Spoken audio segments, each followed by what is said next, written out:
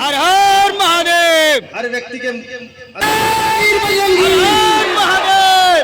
भारत माता की जय। भारत माता की जय। जय रामचंद्र की जय। सब लोग नखरे करते हैं आने में, मगर इस गांव ने यहाँ की स्थिति देखी कि उनके गांव में दीमक किस प्रकार लग रही थी।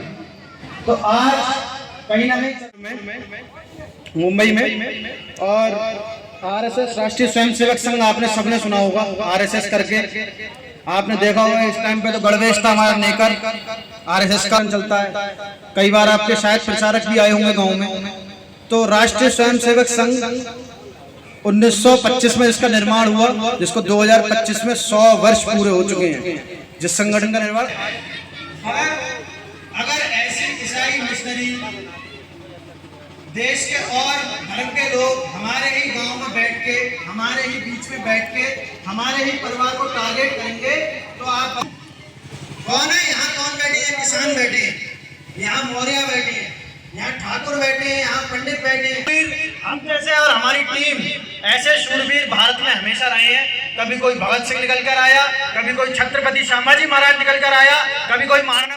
मुगलों को घुसने नहीं दिया। 500 वर्ष तक ही बाहर लड़ते रहे, युद्ध लड़ते रहे। 18 वर्ष के युवा, 18 वर्ष से ज्यादा उम्र के युवा भारत के अंदर खत्म हो, राजस्थान के अंदर खत्म हो गए थे। बड़े बुजुर्ग सब युद्ध में बलिदान हो गए। जितने हमारे 40 की उम्र के, 30 की उम्र के का शिकार बना दिया गया। पापा लाए, पापा लाए, बेटा चला गया, किसी का भाई चला गया। सरयू नदी में सिर्फ लाशों के और ऊंच नीच के नाम पर हम लोगों को बांट के चले जाते हैं। तो भारत का विभाजन तो हो गया। अब भारत में हिंदू संस्कृति कैसे बचाया जाए? ये तो जातियों में बढ़ते जा रहे हैं। जाति के नाम पर सरकारें बन रही हैं। हमारा कोई लोधी खड़ा हो गया तो हम उसको वोट देंगे, हमारा कोई कश्यप खड़ा हो गया तो हम उसको वोट देंगे, हमारा कोई मौर्य समाज का व्यक्ति खड़ा हो गया तो हम उसको वोट देंगे। ऐसी विचारधारा हमारे मन में।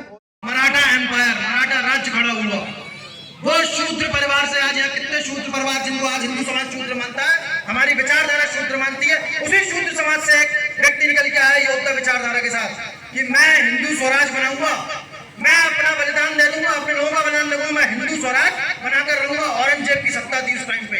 औरंगजेब पूरे देश में हाहाकार मचा रहा था, गांव के गांव सिर काट दे रहा था, हमारे युवाओं को उठा रहा था, हमारे हिंदू परिवारों को उठा रहा था। उसकी सेना ले जाती थी, हिंदू लोगों को चढ़ाकर उनकी गर्दनें काट कर उन पर राज्य खड़ा करती थी। हमारी बहन बेटियों को उठाकर अपने साथ रख लेते थे। वो कहां से बढ़े? हमारी बहन बेटियां, हमें मारकर हमारी बहन बेटियों को रखा, उनसे बच्चा पैदा करके अपने राज्य खड़े किए। तब हिंदू स्वराज बनाने के लिए छत्रपति शिवाजी महाराज ने प्रण लिया कि हिंदू स्वराज ही होगा, हिंदू स्वराज हम बनाएंगे। तब लोगों को जोड़ा, जैसे आज मैं आपको जोड़ रहा हूं वैसे, और हिंदू भाइयों को जोड़ा, विचारधारा को जोड़ा। उसके बाद मराठा एम्पायर का स्टार्टिंग हुई। मुगलों के खिलाफ छत्रपति शिवाजी महाराज लड़ते गए, लड़ते गए, लड़ते गए। युद्ध लगातार लड़ रहे थे, मगर 8 लाख की सेना, उनकी 9 लाख की सेना, उससे कैसे भिड़ा जाए? हिंदू तो बहुत जल्दी भाग जाता है। हिंदुओं की विचारधारा है कि हमारा बेटा ना लड़े, दूसरे का बेटा लड़ ले। हिंदू रहे, हम बदमाश रहे, मगर लड़े बेटा दूसरे का। भगत सिंह हमारे घर में पैदा हो, दूसरे घर में पैदा हो। देश आजाद होना चाहिए, सब काम होना चाहिए, मगर हम नहीं करेंगे, उनका बेटा करेगा। सीधे दोनों में चलाना भी सीखा है, जिसने हाथ जोड़ना भी सीखा होगा। हाथ में, किसी के हाथ में तलवार है, किसी के हाथ में गदा है, किसी के हाथ में त्रिशूल है, तो वो सिर्फ दिखाने का प्रतीक नहीं है। वो हमें सिखाते हैं कि आत्मरक्षा के लिए आपको स्वयं आगे बढ़ना पड़ेगा। भगवान रक्षा नहीं करेंगे आपकी आगे। तब उन्होंने छत्रपति शिवाजी महाराज ने देखा कि भगवान स्वयं रक्षा नहीं करेंगे, भगवान हमें बल देंगे।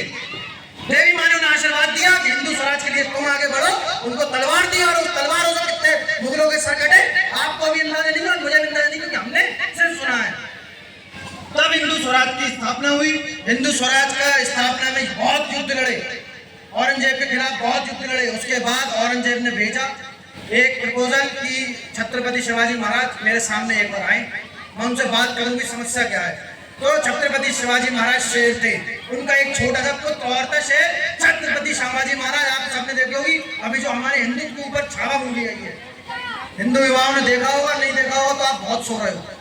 आपके फोन में सबके, आप फोन चला रहे हो उसके बाद भी, और आपको नहीं पता कि छावा मूवी अभी रिलीज हुई है और आपने फिल्म ही नहीं देखी, तो आप फोन में देखते क्या हो भाई? आपको हमारे हिंदू विचारधारा के ऊपर जो सरकार मूवियां बनवा रही है, अगर वो नहीं देख रहे हो तो आप क्या देख रहे हो? तो छत्रपति शिवाजी महाराज उस टाइम 12 वर्ष के थे, इतने छोटे से, हम तो आज तक भी बहुत बड़े, इतने छोटे से छत्रपति शिवाजी महाराज छत्रपति शिवाजी महाराज के साथ जाते हैं पुणे, पुणे से दिल्ली 8 घंटे में, और पहुंचते हैं औरंगजेब की सभा में, खड़ा होते हैं। खड़े होने के बाद छोटा सा बच्चा औरंगजेब की आंखों में डाल के घूर रहा था, शेरों के भांति शिकार की नजरों में घूर रहा था।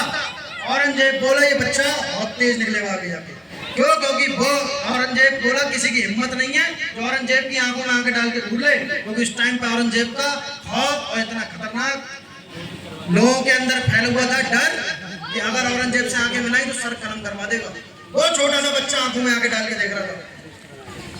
तो दोनों बाप बेटों को ले आके कारागार में डाल दिया, बुलाया था सिंधी करने के लिए, बात करने के लिए, मेहमान नवाजी करवाने के लिए, मगर उन्हें ले जाके डाल दिया कारागार में। तो छत्रपति शिवाजी महाराज छोटे से थे, खून से अपने मांस के लदेड़ों से तोपों को जाम कर दिया।